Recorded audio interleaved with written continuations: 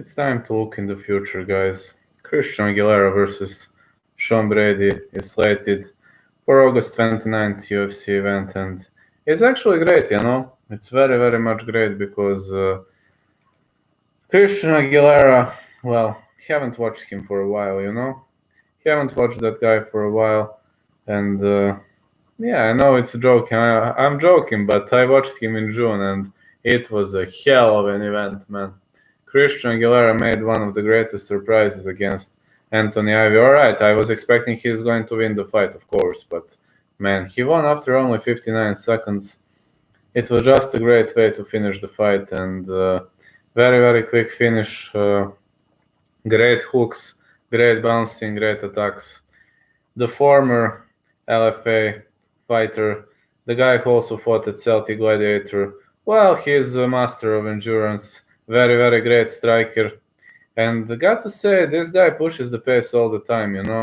Victories over Ricardo Sixas, Anthony Hernandez, Macon Mendonca, Krzysztof Kulak, Glocio Lizario. Well, Christian Aguilera is the guy who likes to brawl, who likes to push the pace, who likes to be on the offensive end. That's him. That's definitely him. A very, very good fighter. On the other side, he has, well,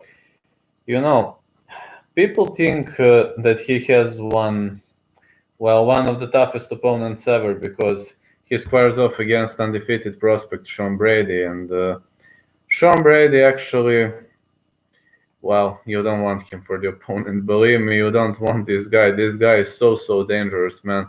12 wins in a row.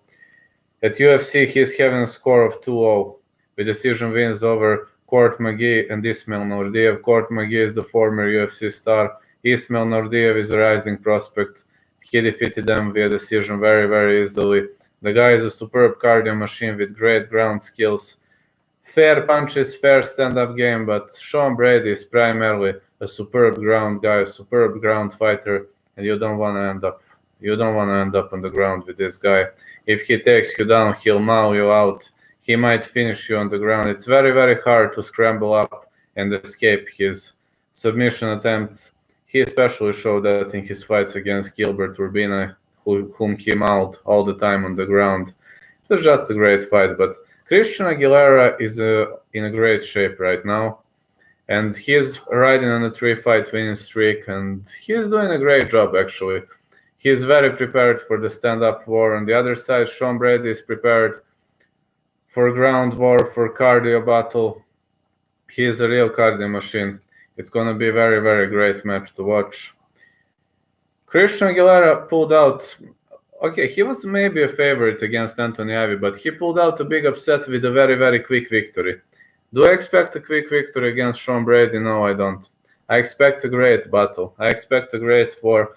And I don't know which way is this going to go, because sometimes I believe that both of these fighters are super, super powerful. That this is not the Christian Aguilera I used to look earlier, in his last fight against Anthony Ivy. He looked like a Terminator, like a robot who's on a mission, who's annihilating everybody in his way, And Sean Brady is a very, very powerful prospect. So if the fight goes to the later rounds, I'd anyway give advantage to Sean Brady.